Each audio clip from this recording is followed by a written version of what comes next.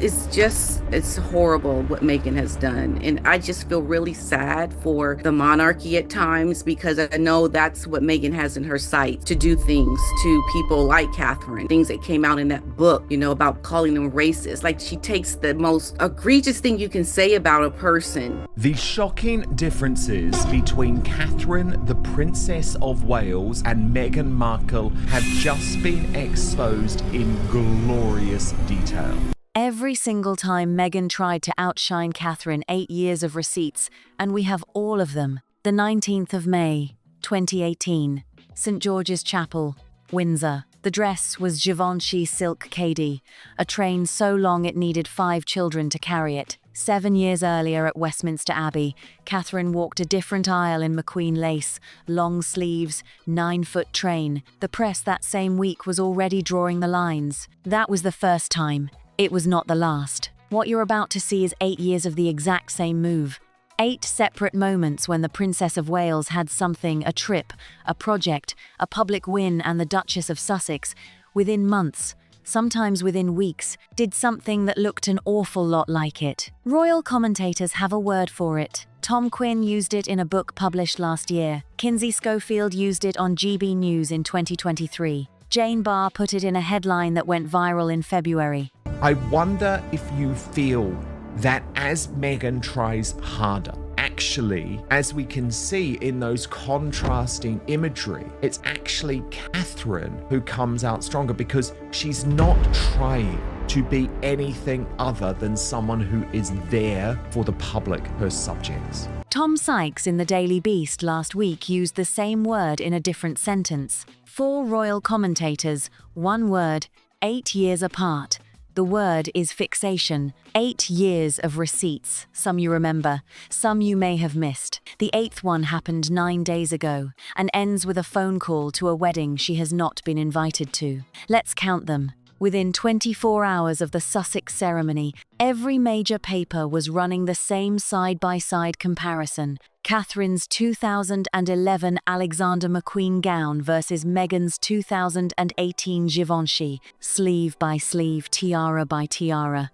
The verdict, by general press consensus, gave the edge to Catherine. Fashion coverage, broadsheet features, the public record, most of them landed in the same place. Catherine was treated, in the word used repeatedly, as the victor. A bride does not control how the press ranks her dress against another bride 7 years earlier, but the comparison happened that same week. And the pattern of the next 8 years would suggest that whatever room Meghan walked into, this woman was getting a wedding far bigger and more elaborate than they even deserved. The Queen wanted her to have something small, but no, she wanted all the bells and whistles, but then she was totally rude about everything. Meghan continues to try and cosplay Catherine. Now, we've rumbled it, we see it, but it shows that she is obsessed with this woman who she still views as her biggest rival in the world. Catherine had walked into a version of it first. Then came the 12th of October 2018. 5 months later, Princess Eugenie and Jack Brooksbank their wedding day. Eugenie had invited hundreds of guests, planned everything for over a year. It was her moment, and that is exactly the day Meghan and Harry chose to privately tell the family that Meghan was pregnant. 3 days later, the palace announced it publicly. Sarah Ferguson, Eugenie's mother, said nothing publicly. But that silence? That was the comment. The press got the story anyway, because the press always gets the story. The Sussex side has always maintained this was not a deliberate spotlight steal, that Meghan and Harry were genuinely excited and simply shared the news with family. But the Mirror reported the announcement and the timing. The Daily Mail focused on the family's silence. The Royal Observer ran a piece defending the Sussex side, titled, "Why Harry and Meghan Revealed Pregnancy at Eugenie's Wedding." No, it wasn't to steal the spotlight. The International Business Times ran a separate report calling Ferguson's reaction a fiery riposte. The timing is the timing. Eugenie's day got a 5-day news cycle of Sussex baby coverage on top of it. Then came the story that has been argued about ever since. And we remember, don't we, Tash, what they did at one of the princesses' wedding, revealed the fact that they were expecting, so totally overshadowed. Weeks pregnant. No one would have known, but they decided to do it then and there. Of course she Exactly. did. So it's not even like the other type of people that you really want at a wedding. But it's not that that's what this is about, though. It's a message from the family. You are not welcome. We side with William and Catherine. It's clear. The 20th of May 2018, The Telegraph reported that the day before the Sussex wedding, at a fitting at Kensington Palace, Meghan made Catherine cry over Princess Charlotte's bridesmaid dress. Meghan's 2021 Oprah interview said the complete opposite her version was that Catherine made her cry and had later apologized with a card and flowers. For years, it was one side against the other. Two memoirs, two versions, both sides furious. And before anyone says, well, both versions are out there, Tom Quinn's 2025 book did the work that actually mattered. Quinn spoke directly to royal staff, published his findings, and named his source a Kensington Palace staffer who was in the building. The line that puts the whole fight to rest, the staffer said, the truth is that during the discussions about the bridesmaid dress, Meghan said a few things she regretted, and Kate said a few things she later regretted, but it was all in the heat of the moment. Both women were crying their eyes out. Tom Quinn, The Secret Life of Royal Servants, published 2025. Both women were crying. That is the verdict. The version where Meghan was the calm one is over. The version where Catherine was the calm one is over too. Both of them were in pieces over a 4-year-old's dress. Princesses Eugenie and Beatrice are close with their cousins, regardless of the turmoil that's obviously going on with the fallout with Andrew and Fergie and whether they have been involved and haven't been involved. They're incredibly close with Sarah. They're incredibly close with Peter Phillips. You often see them going to Monaco and the Grand Prix together. That family is incredibly close, So, yeah, for them to turn around and say, oh, well, Princesses Beatrice and Eugenie are trying to go, you've seen the media try and spin it. And it's this storyline again, and I'm so sick of this narrative of poor Harry and Meghan. They've been cruelly maligned. They've been ostracized. The poor little things have done nothing wrong. They've done a hell of a lot wrong, to be fair. And the fact that they've still got those titles, I think the family are still going fairly easy on them. I know it's not the easiest thing to strip that involves Parliament, but they have really, really taken the piss out of that family, out of Queen Elizabeth, out of the generosity of the royal family. September 2019 British Vogue. Meghan guest edited the September issue, titled Forces for Change. Edward Enninful, the editor-in-chief, called it the fastest-selling issue in the magazine's history. Then, 8 months later, in May 2020, Catherine launched Hold Still, a national photography project documenting Britain during the first COVID lockdown. Edited by Catherine. Forward by Catherine. Same territory. Magazine curated photography under a female royal's editorial direction, aimed at the same audience. 2 women, same year, same lane. The receipt is the overlap, not the order. January 2020, the Sandringham Summit. Queen Elizabeth called it herself to negotiate the Sussex step back. And this is exactly where royal commentator Kinsey Schofield, 3 years later on GB News with Mark Dolan, said something on national television that nobody forced her to say. Schofield said, Meghan really kind of fixated on what the Princess of Wales, the Duchess of Cambridge at the time, Kate Middleton had, and Meghan trying to have something of similar value. The word she used was fixated, not jealous. The reverse happened. It made me cry, and it really hurt my feelings. And I thought in the context of everything else that was going on in those days leading to the wedding, it was a really hard week of the wedding. And she was upset about something, but she owned it, and she apologized, and she brought me flowers and a note apologizing. What was hard to get over was being blamed for something that not only I didn't do, but that happened to me, and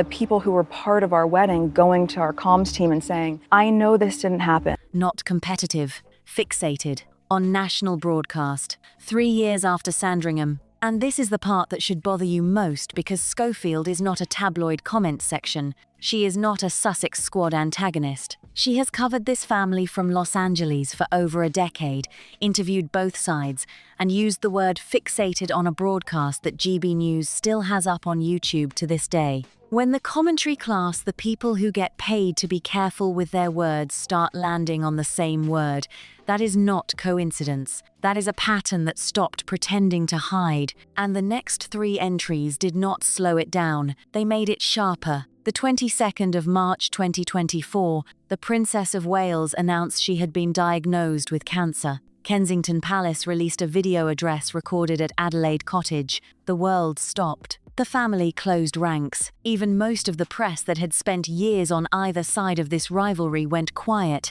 The Sussex camp issued a statement the same day. "We wish health and healing for Kate and the family." Royal correspondent Richard Fitzwilliams, reporting for Time magazine, said Harry and Meghan learned of the diagnosis from the news. The brothers reportedly had not been in contact for months, and trust had completely broken down. It's really important for people to understand the truth. I would hope that she would have wanted that corrected, and maybe in the same way that the palace wouldn't let anybody else negate it, they wouldn't let her, because she's a good person. And I think so much of what I have seen play out is this idea of polarity. If you love her, you don't need to hate me. The Princess of Wales completed chemotherapy in September of that year. Then, on the 14th of January 2025, she announced remission in an Instagram post. Written during a visit to the Royal Marsden Hospital in London, her words were, "It is a relief to now be in remission, and I remain focused on recovery." That is where this entry ends. February 2025. With love, Meghan, the Netflix lifestyle show. Meghan in a country kitchen, floral arrangements, cookery, hosting friends, warm and soft lit, family forward. Royal watching writer Jane Barr published a piece that month with a headline that went everywhere. "With love, Meghan is the ultimate copy Kate. Her case." The Carol Middleton party piece's aesthetic, the country cottage frame that Catherine's family had literally built a business around. Barr even pointed to the lemon elderflower baking as a detail too specific to ignore. Meghan, according to Royal Insider reporting that same month, was furious about the copying claims. A Sussex source told Royal Insider she doesn't own Christmas. That is one way to respond to the accusation. There we were, having tea. I remember walking into Kensington Palace and I was so excited. Oh my gosh. And I was like, "Oh, lovely to meet you." She said, "You're like, call me Meghan." Yeah.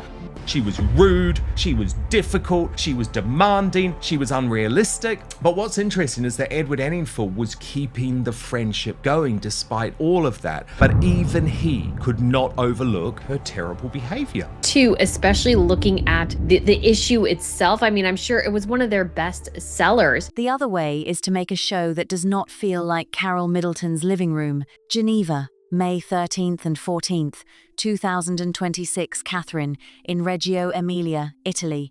Her first major solo overseas trip since her cancer treatment. The mayor of Reggio Emilia, Marco Massari, awarded her the city's highest civic honor. The Primo Tricolore, the city's highest honor, and Catherine received it on her first major solo overseas trip since beating cancer. Children at a Reggio Emilia preschool chanted, "Kate, Kate." A newt crawled on her hand. She made tortelli with grandmothers who had been making it the same way for 70 years. And her Italian held up well enough that when a well-wisher complimented her, she smiled and said, "I need to practice my Italian." The teacher, Roberta Marzi, told reporters she asked them some simple questions, but her Italian was perfect. She spoke clearly. This was not a staged photo opportunity. This was a woman who had spent the better part of 2,024 inches chemotherapy, who had spent months out of the public eye, while the entire world speculated about where she was, what was wrong, and whether she would come back at all. And she came back to Italy, to a preschool, to grandmothers making pasta, to a newt on her hand, to children chanting her name in a language that was not her own. That is a comeback. Please take a moment to capture what life's like for you, because together I hope that we can build a lasting illustration of just how our country pulled together during the pandemic. I can't wait to share the final 100 images with you. Meghan really kind of fixated on what the Princess of Wales, the Duchess of Cambridge at the time, Kate Middleton had. Meghan trying to have something of similar value. And I think that, Meghan was a princess that wanted a castle. And, she was denied. And I don't necessarily think that was the wrong decision. That is what a public return looks like when it is built on genuine connection rather than optics management. The Primo Tricolore itself is not a small thing. Reggio Emilia does not hand that honour out lightly. The city is famous worldwide for the Reggio Emilia educational philosophy, a globally respected approach to early childhood development that has influenced schools on every continent. For the mayor, Marco Massari, to award Catherine the city's highest civic honour was a statement about what she represents in the space of early childhood advocacy. Her work through the Royal Foundation Centre for Early Childhood, the research she commissioned into the first 5 years of a child's development, the Shaping Us campaign, all of it landed in a city that has dedicated its entire civic identity to the same subject. The fit was not accidental. Her team built this trip around substance, and the city responded to it. And then, 3 days later, May 17th, Geneva, Place des Nations, Meghan delivered a speech at the World Health Organization Lost Screen Memorial. Royal commentator Tom Sykes flew to Geneva and filed his copy from the ground. He did not file it from a press release. He was there, in the room, watching the crowd, reading the energy. His words, published in the Daily Beast, were precise, and they were not kind. It didn't seem like a particularly starry crowd, let's put it that way. Meghan, definitely don't get me wrong, on lots of the other, shall we say, obsessions, it's things that she has really evilly actually sort of made seep into his mind, like thoughts that he never had, right, over many, many years. For example, things in terms of the relationship with William or how he really felt about his mother. Sykes also told his podcast audience that the entire Geneva trip had been structured as a recovery operation, specifically to recover from the Sussex April 2026 Australian tour, which by most accounts had not landed the way the Sussex team had hoped. The Australian tour itself deserves context here because Sykes was not the only one saying it had gone sideways. Coverage from Australian outlets during that April trip noted thin crowds at several stops, mixed public reception, and a general sense that the goodwill the Sussexes had expected to find was not uniformly there. The Sussex team pushed back on that framing publicly, but Sykes, who has covered this family long enough to know the difference between a bad news cycle and a structural problem, saw Geneva as the next page of the same playbook. A carefully chosen international platform, a global health organization, a cause nobody could argue against, smart positioning on paper. Princess Kate has finally revealed where she's been the past few months, privately battling cancer. But even this very public admission wasn't enough to quell the whinings of the Duke and Duchess of Sussex. Harry and Meghan immediately told People magazine that the pair were not informed of the Princess of Wales's diagnosis, adding that they are being left out of any details regarding Kate and that there's clearly no trust. I wonder why. Harry and Meghan did release a statement wishing the princess well. The execution, according to the man who was physically present, landed flat.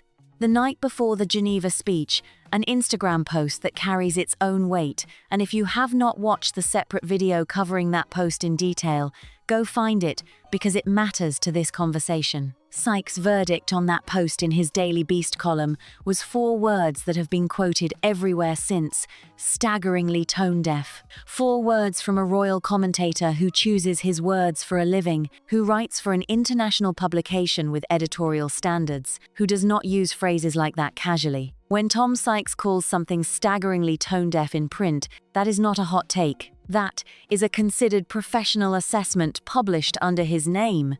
4 days apart, Italy chanted her name in a language that was not hers. Geneva, according to the man who was physically in the building, drew a crowd that was not particularly starry. That contrast Catherine in Reggio Emilia, surrounded by children and grandmothers and civic honours, I think Meghan Markle's team were trolling her with this insane holiday special. Absolutely do not try any of these crafts or recipes at home unless you also want to have a nervous breakdown.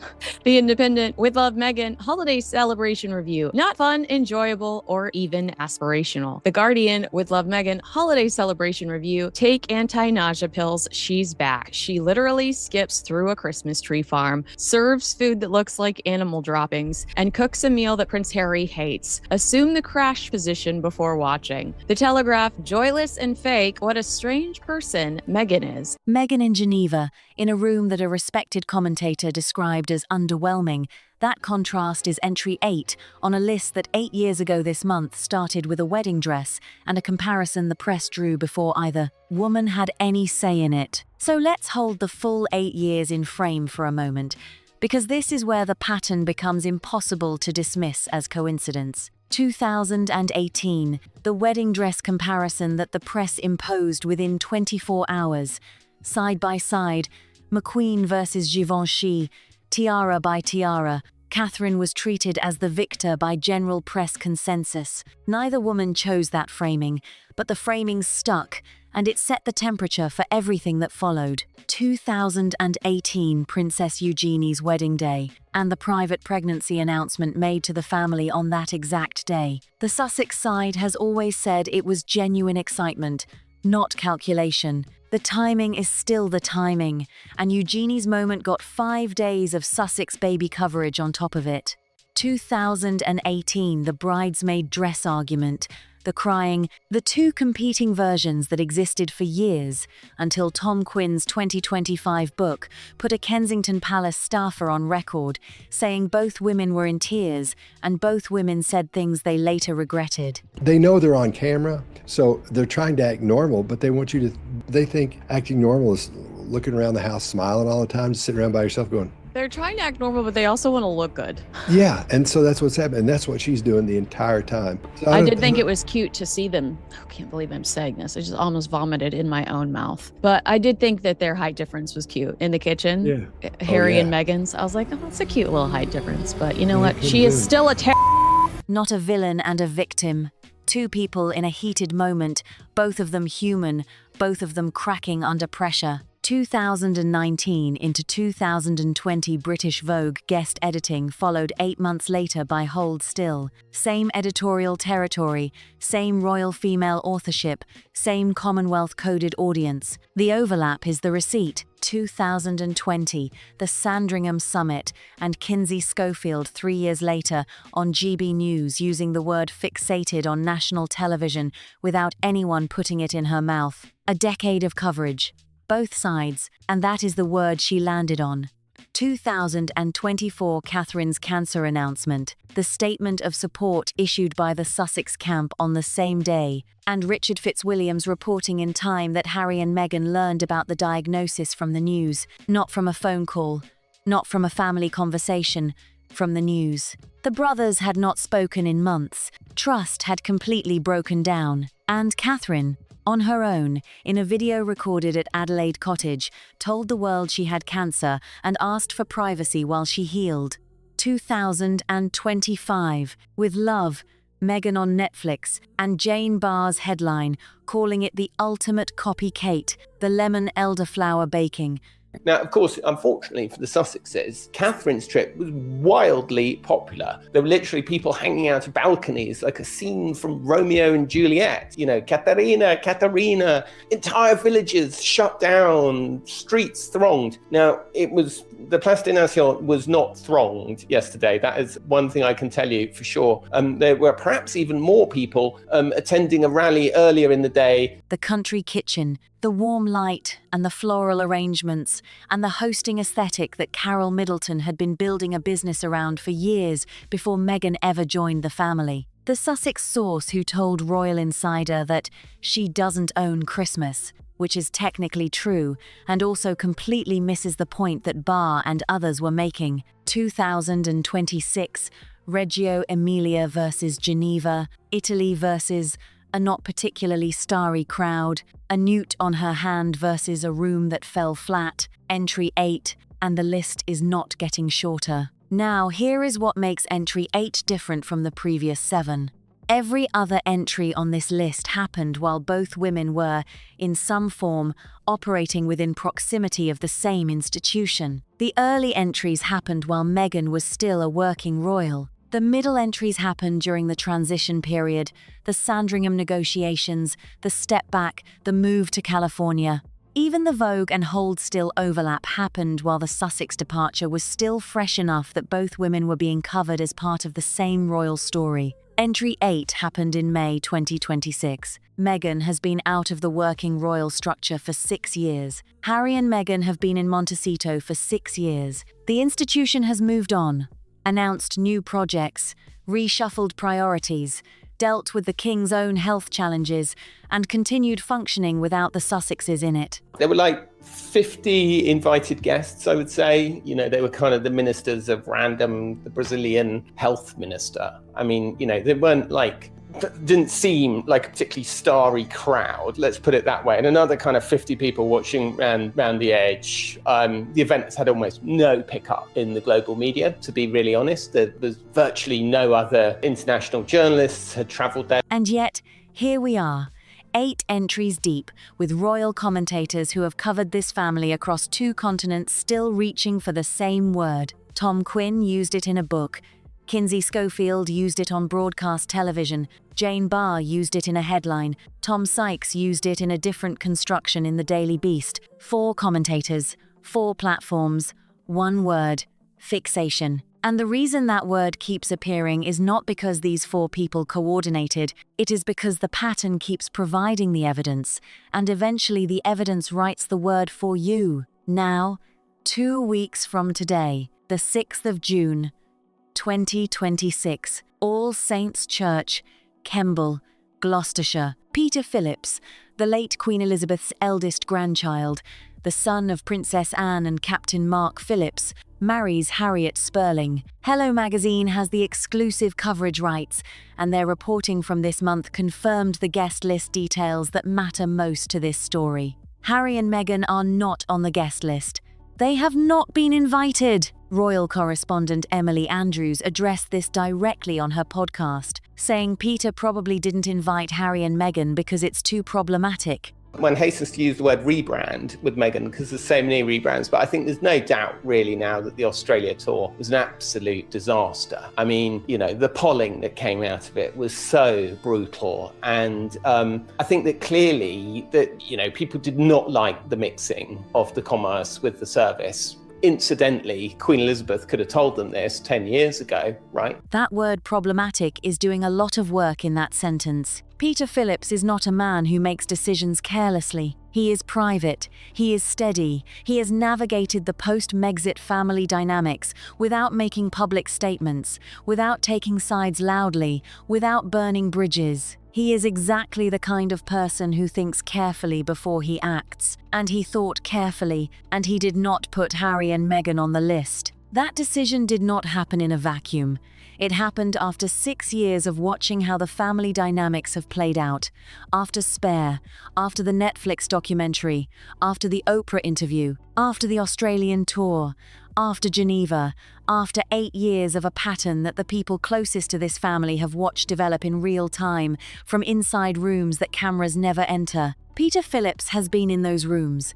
He has watched this from a vantage point that no royal commentator, no matter how well sourced, ever fully accesses. And his decision about his own wedding guest list is itself a form of testimony. The fact that the royals are briefing directly to the Sun that the king wanted Beatrice and Eugenie to be there and wanted them to remain part of the family is obviously like a dagger in the heart to Harry and Meghan, who are desperately trying to get back into the fold. It's crazy, Dan, that they're not invited just sends such a strong message as to where the younger royals stand on this issue, which is that I think especially the older generation, so we're talking, you know, Peter and Zara, who are closer in age to Harry Harry and William, in particular William, and the three of them are quite close, are looking at Harry and Meghan going, we just don't want any part of this dog and pony show that you two offer. This is going to be a happy occasion, and if Harry and Meghan are there, it's not a happy occasion anymore. It's stressful, it's tense. The last family wedding that Harry and Meghan attended together as a couple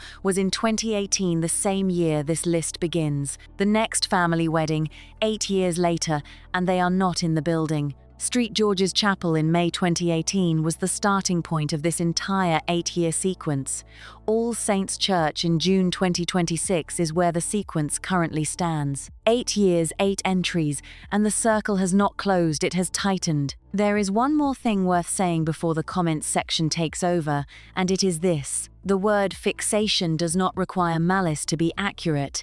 It does not require a villain. It does not require a conspiracy or a deliberate campaign or a war room of Sussex strategists sitting around a table saying, "What is Catherine doing this month and how do we match it?" Fixation can be unconscious. It can be the result of entering an institution where one person had already defined what success looked like, and then spending years measuring yourself against that definition without fully realizing you are doing it. It can be the natural consequence of being compared to someone from your very first day, before you had any control over the comparison, and then spending the next 8 years trying to resolve a competition you never formally entered. That is actually the most generous reading of the pattern, and even that reading ends in the same place. Because whether the fixation was deliberate or unconscious, strategic or instinctive, the receipts are the receipts. The timing is the timing. The commentators have used the word, the family has drawn the guest list, and the pattern is 8 entries long with no sign of a 9th that breaks it. So drop your verdict in the comments right now. 8 years of moments laid out entry by entry, and the question is still the same one it was at the start. Is it coincidence?